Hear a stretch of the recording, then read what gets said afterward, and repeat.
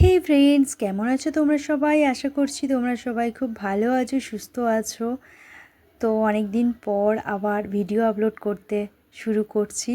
জানি না কদিন আবার ভিডিও আপলোড করতে পারবো, কারণ আমি রোজই ভাবি ভিডিওগুলো আপলোড করব।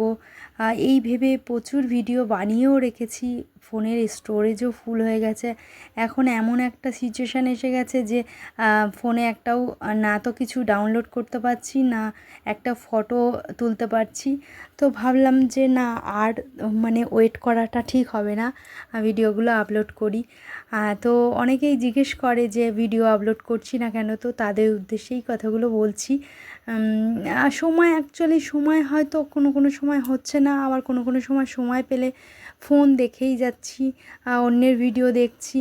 তো এইসব করতে করতে সময়টা যেই পেরিয়ে যাচ্ছে, আর ভিডিওটা আপলোড করা হচ্ছে না, ভয়েস দেওয়া নেই, এডিট করা নেই, সব মিলেমিশে আপলোডটা করা হচ্ছিল না। তো যাই হোক, চেষ্টা করব রেগুলার আপলোড করার। কতটা করতে পারবো আমি জানি না, তবে চেষ্টা করব।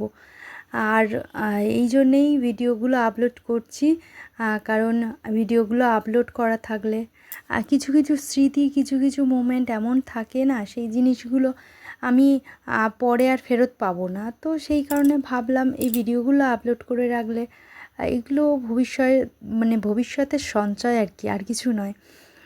জিনিসগুলো রেখে দিয়েছিলাম ফোনে, ফোনটা যদি খারাপ হয়ে যায় বা কোনো কারণে ভিডিওগুলো আর হয়তো পেলাম না, তো এরকমভাবে আমি যদি আপলোড করে রাখি তাহলে পরেও দেখতে পাবো। তো সেই হিসাবে আপলোড করে রাখছি। আর এই যে দেখছো এই জায়গাটা, এটা হচ্ছে মাছের আড়ত আমাদের এখানকার। আর এইটা হচ্ছে বিশাল একটা সুন্দর রাস্তা। তো ওই জন্যে এই রাস্তাটায় এরকম অবস্থা। রাস্তাটা আমি আর পুরোটা দেখালাম না। তো গাছপালা, আমাদের গ্রাম সাইডে বাড়ি যেহেতু, সেই জন্যে প্রচুর গাছপালা দেখতে পাবে, প্রকৃতি আর সবুজ যে নেচার, সেই রকম একটা সবুজ নেচারের মাঝখানেই আমরা থাকি। এখানে দেখো একটা বড় পাহাড় আছে, দেখতে ফোনে রেখে মানে অন্যরকমই লাগছে, সামনে থেকে দেখলে একটা অন্যরকম লাগে। আর এই যে দেখছো ব্রিজের ওপর দিয়ে যাচ্ছি, ব্রিজের নিচে দিয়ে যাচ্ছে হচ্ছে বিদ্যাধরী নদীর শাখা।